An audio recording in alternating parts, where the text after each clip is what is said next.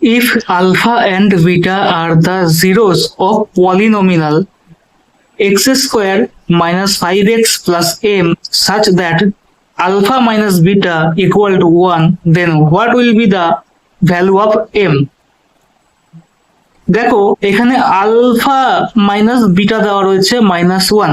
আমরা একবার ইকুয়েশনটা টুকে নিচ্ছি, দেখে নাও। X square minus 5x plus m, এখানে m এর ভ্যালুটা জানতে চেয়েছি। তাহলে আমরা কি করতে পারি, alpha minus beta equal to 1 দেওয়া রয়েছে। আমরা জানি এইটা হচ্ছে আলফা প্লাস বিটার মান, আর এটা হচ্ছে আলফা ইন্টু বিটার মান। আমাকে এম এর ভ্যালুটা জানতে চেয়েছে। তাহলে আলফা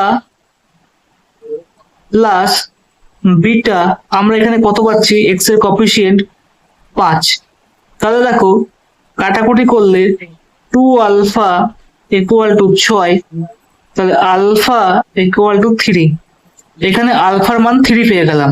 তাহলে বিটার মান কি করতে পারি, alpha plus beta equal to ছিল 5, আলফার মান বেরোলো 3, তাহলে এই পাশে 3টা নিয়ে গেলে বিটা এর মান বেরোবে কত, 2।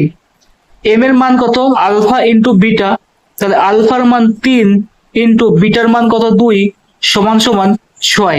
তাহলে m ইজ ইকুয়াল টু 6 বেরিয়ে গেল। তাহলে আমাদের সঠিক অ্যান্সার হলো অপশন নাম্বার সি।